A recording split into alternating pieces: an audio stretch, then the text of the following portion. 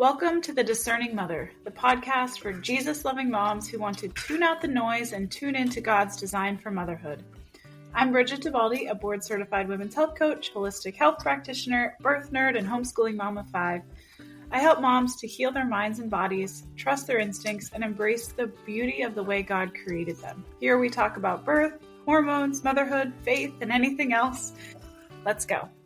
Hey there, and welcome back. This is Bridget, and today we are talking about something that does not get nearly enough airtime, and that is trauma, especially birth trauma, and the very real fear that keeps so many of us from facing that trauma. So if you're listening to this and you've been avoiding dealing with what happened to you, I want you to know that it's completely understandable, and there's literally a scientific reason why you're feeling like this, and we're going to get to that.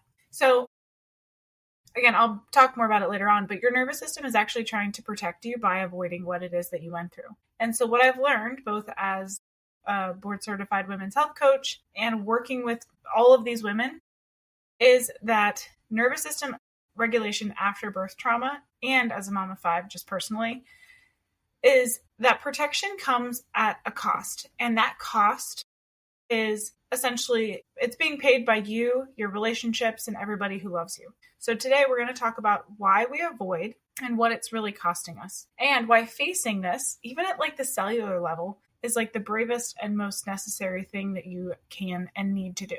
So let's start with some facts, because I really think it's important that we understand just how common this is. So studies show that about 1 in 3 women describe their birth as traumatic. Again, this is conservatively speaking. There's numbers that are as high as up to 45%. These studies show that about 30% of women describe their birth as traumatic. 30%, that's crazy. That's 1 in 3 women. And that's the conservative number. Some of these numbers are even higher. Some of them have them at up to 45%. Again, that's wild. Okay, and so of those 30% though, approximately 9% of women will go on to develop post-traumatic stress disorder, actual PTSD, the same diagnosis that we associate with combat veterans. Okay. And so it's absolutely wild. What's interesting is that this birth trauma is particularly complicated because it's wrapped up in what's supposed to be the happiest day of your life, where there's this immense societal pressure to just be grateful, to focus on the healthy baby, and to just move on. And that's where it's very different than maybe PTSD from war or any other sort of injury, where it's everybody acknowledges how awful and excruciating and terrible that is. But for birth, people don't acknowledge that. And so again, there's this cognitive dissonance that's at play. So right now you're smiling, you're it's fine, everything's fine, but you're not really fine. Right now you're replaying what went wrong. You are feeling like your body failed you, you're snapping at your kids. You need approval from everybody. You feel really disconnected from your body. Maybe you feel disconnected from your kids. That's a real thing. And so you could also be grieving the loss of who you used to be. So those hobbies that you had, the interests, the carefree joy that you had, that free time that you had. And so what's interesting is that so many women live with this for so long, and we just normalize it. I know I lived with it for over 2 years. And there's actually a study that found that women with birth trauma symptoms waited an average of 15 months before seeking help. 15 months of just suffering in silence. That's wild. And again, of those women, many of them never seek help at all. And why is that? Well, it's because we're afraid. We're afraid of reliving it, afraid of being told that we're overreacting, afraid that if we actually explore what happened, that we might not like the answers that we get.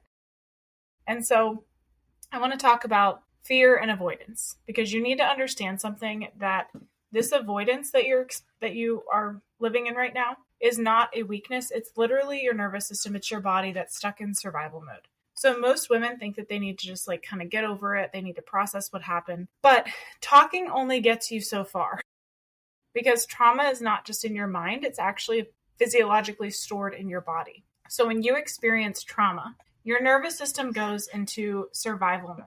Literally, it goes into survival mode. Your body's threat detection system essentially files that memory away with a big red flag So every time something reminds you of that experience, it does not have to be a direct correlation, but whenever it just reminds you of it, it is saying like danger, danger, danger. Okay. And this is actually called experiential avoidance. And basically it's saying like, you don't think about it, you don't feel it, you just keep going. You take care of things, you take care of your baby, and you just kind of go through the motions and you survive. But where it gets complicated is that avoidance doesn't just contain the trauma, it actually amplifies it. So let me say that again. Avoidance doesn't contain the trauma. You might feel better right now, but avoidance actually amplifies the trauma, meaning that your body, like if you've read that book, The Body Keeps the Score, your body is going to keep reliving that trauma over and over and over again until you process it out. And that affects everything from our physical health to our emotional health to our mental health to our relationships with others to our relationships with our children. And so that's why you're noticing that maybe you're more irritable than you used to be. You have trouble sleeping. Maybe you're sleeping too much. You find yourself really withdrawing from your husband or your spouse. You snap at your kids over like small things. You have these intrusive thoughts. You have anxiety. You have a sense of like numbness essentially. And it's like you're going through life behind this, kind of like the way that I've heard a client describe it, like a thick pane of glass, almost like those Claritin Clear commercials back in the day where it was like they peeled the layer off. That's what you're living in, is that like foggy layer. And so again, what you're experiencing are not character flaws. They're actually symptoms. And they mean that your nervous system is stuck in survival mode. And that can be fight, flight, freeze, fawn, or fix it. And so these things, this doesn't just go away. You actually have to be very intentional about helping your nervous system switch into that rest and digest mode. So, and just to be clear, like people can live like this for literally years, for decades, but that's not healthy because it takes a huge, massive toll on your body, on your mind, and on your spirit. And so again, right now, if you're feeling like this and you're like, oh, I can just keep going. Like, no, you can't, because you have kids that rely on you. You have a husband that relies on you. Like, you have things to do. And you cannot continue to live like this because it's affecting everybody else. And I'm coming at you kind of hard here because I lived like this for a long time and it affected everybody else around me. And it affected my marriage. It affected our finances. Like, it affected everything. And so that leads me into this next part of what is this avoidance actually costing you? And again, I say this with so much love because I totally understand where you're coming from, but we really need to get real about this. And like, again, it's your choice. You don't have to do anything about it, but is that really what you want? You want to just continue to live the way that you're living? And again, I've lived this myself, so I know how hard it is. I know how like sticky it feels.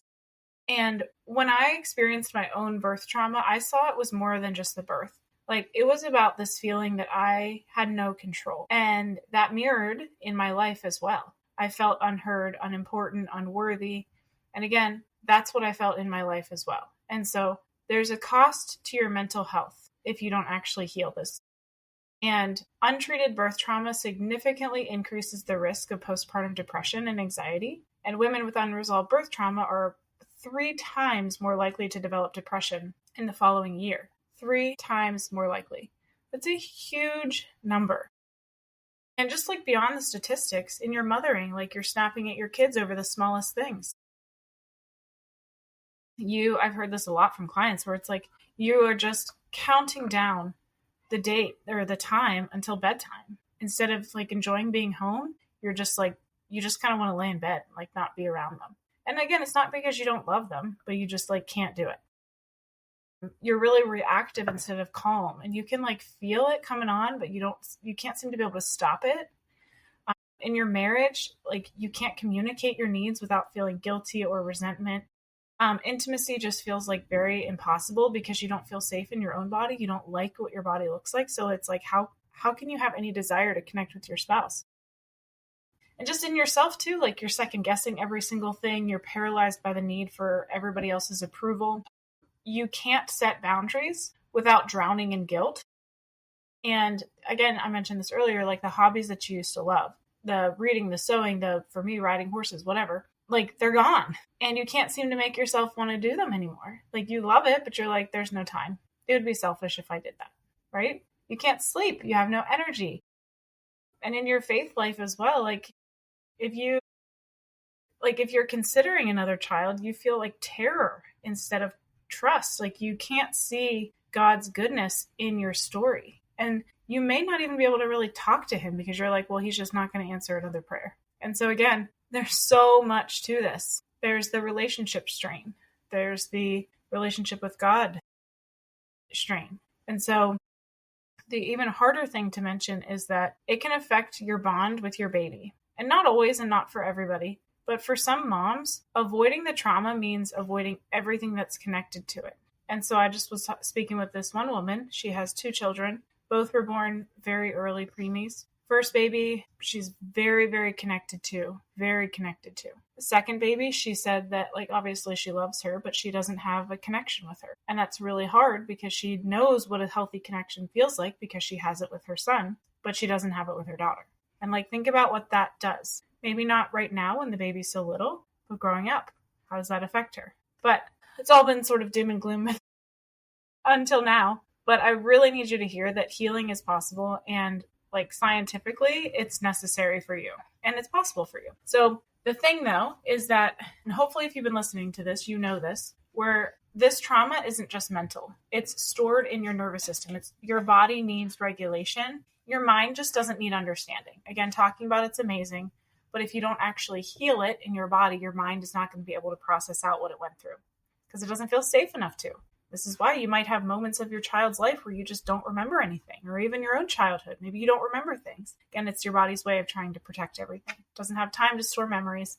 It has to survive. And so if we look at studies on nervous system regulation and healing, they show that about 70 to 80% of women who engage in body-based trauma healing actually show significant improvement in symptoms. Again, 70 to 80%, that's a huge number. And so the approach that I use is different, where we use all of the body regulation. We use nervous system regulation.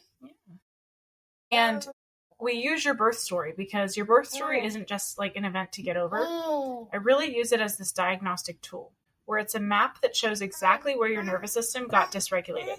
Yeah, it's so fun. And so what I mean is that your birth reveals where you like froze and weren't able to speak, where you were a people pleaser, maybe trying to make sure the nurses were comfortable, or like that you did everything that they asked you to instead of advocating for yourself. It's where you disconnected, maybe even like dissociated in some capacity, instead of like standing in your own power. And so what's interesting is that oftentimes these patterns did not start at your birth. They're actually childhood patterns that got activated during your most vulnerable moments. And so again, facing the trauma doesn't mean drowning in it. It simply means working with your body's nervous system to help it release what it's been holding on to so that you can finally feel safe again. So what does it actually look like to heal when you're working at the body level? Well, first off, it means naming it, like saying out loud, what I experienced was traumatic. My body's still holding on to it. Not minimizing it, like not comparing it to other people's experiences. Again, this is completely relative. That's the word. It's completely relative. And not telling yourself that you should be over it by now, just because maybe somebody else is. And it also means that we really work on 3 things whenever you work with me. It's called, I use like the threefold. We use the psychosomatic healing. So this is in your body. And this is not like new agey psychosomatic healing. This is very Christ-centered nervous system regulation techniques that are simple and easy, but challenging if you don't have that accountability to really make sure that you're doing them every day. Because your birth was not just an event. It was truly a map that shows exactly where you've been disconnected from yourself.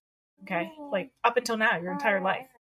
The next one we really get into is that feminine embodiment. And again, not in a new agey way at all, but this is about reconnecting with yourself and the woman that God made you to be. So reconnecting with your body and its wisdom, your voice, what you need, your instincts, your intuition.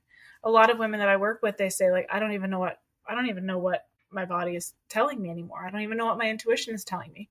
And that's because they've been trained and conditioned to shut that down.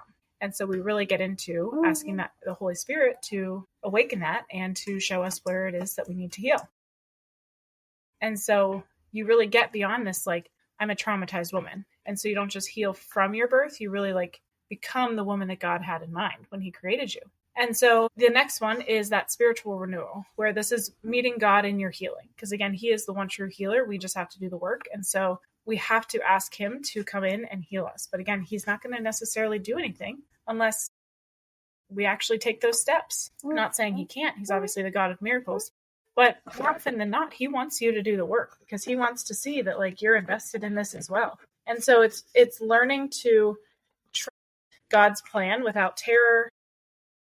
It's reframing your story through the lens of like, he was with you. It's about releasing that self-blame and that shame that you're feeling, knowing that you are his beloved daughter, knowing that you are worthy. Like it's all of this. Okay. And so research consistently shows that connection and validation are critical components to healing. And having a community where you can be honest, right? And so like, that's the most powerful thing. And so I have the Dwelling Place, a community that is exactly that. It's faith-filled space where moms just like you who understand what it's been like when birth changes everything. And we can support each other. Or again, maybe you're ready for that deeper work and you want to hop into Restored by Grace, the collective. Like I would love to see you in there and really getting that support that you are deserving, that your kids deserve, your husband deserves. Again, it's going to change everything. And so we use your birth story to really rewire your nervous system that helps you go from anxious and reactive to really calm and confident in every area of your life. And so like, I get it.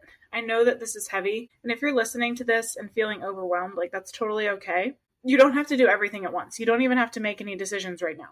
But I want to leave you with this, that the fear of facing your trauma is valid. Your avoidance has been serving a purpose, but it's also been keeping you trapped in a cycle that's affecting not only you, but everybody that you love.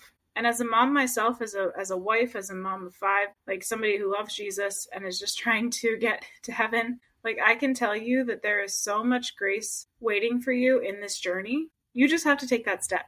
And so right now, like imagine 1 year from now, your mornings feel peaceful.